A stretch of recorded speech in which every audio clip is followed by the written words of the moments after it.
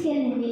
ఇంకా మా అక్క ఏం చేసిందంటే ఈ యొక్క కాలే నుంచోబెట్టి చిన్నగా నడిపిస్తుంది, కానీ నడవలేకపోతున్నా, గట్టిగా ఏడుస్తున్నా.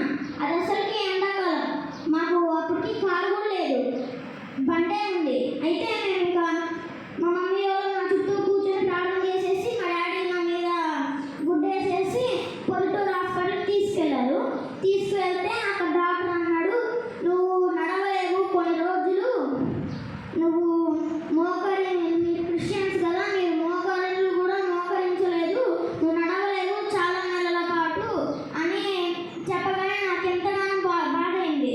అయ్యో దేవుడా, నేను నీ యొక్క సన్నిధానంలో ఉంటున్నా, నీకు పరిచర్య చేస్తున్నా అంటే ఈ యొక్క డాక్టర్ వచ్చేసేమో నీకు పరిచర్య చేయలేను అని చెప్తే నాకు చాలా బాధ వేసేసింది.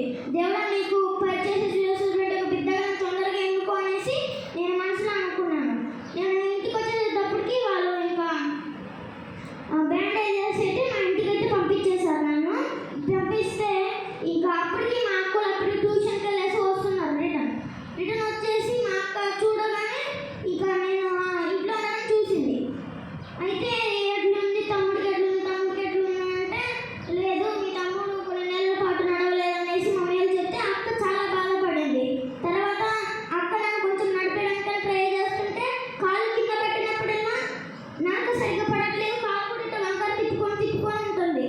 కొద్ది రోజులు నేను అట్టే మంచి బెడ్ రెస్ట్ తీసుకోవాల్సి వచ్చింది. నేను బెడ్ రెస్ట్ తీసుకున్నప్పుడు కూడా నాకు తల్లిదండ్రులు వాళ్ళ యొక్క చాలా పనులు వదులుకొని నా కోసం వచ్చి నేను పడుకున్నటువంటి ఒక బెడ్ చుట్టూ మొత్తం నుంచొని ప్రార్థన చేసేటోళ్ళు.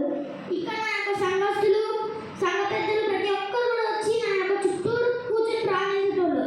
మా అక్క, మా నాన్న, మా అమ్మలు కూడా దేవుడి వాక్యం నేను విడువను, నీ యొక్క అనుగ్రహ స్థుతిని నేను జ్ఞాపకం చేసుకుంటానటువంటి నాకు కీచైన్ ఉండేది బండిది, అది తీసి నా యొక్క చేతిలో పెట్టి నీకు స్వస్థత కలుగుతుంది, నీకు స్వస్థత కలుగుతుంది అనేసి నన్ను బాగా ఎంకరేజ్మెంట్ చేసి నడిపించడం చిన్నగా నేర్చుకున్నా.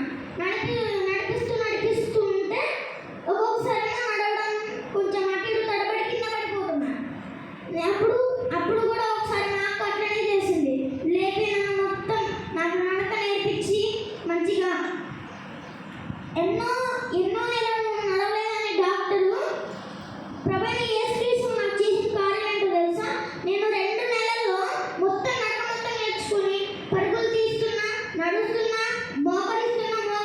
నువ్వు మోకరిలో లేవన్నాడు, నేను మోకరించా, ప్రార్థన చేస్తున్నా, ప్రభువైన యేసుక్రీస్తు యొక్క సన్నిధిలో పరిచర్య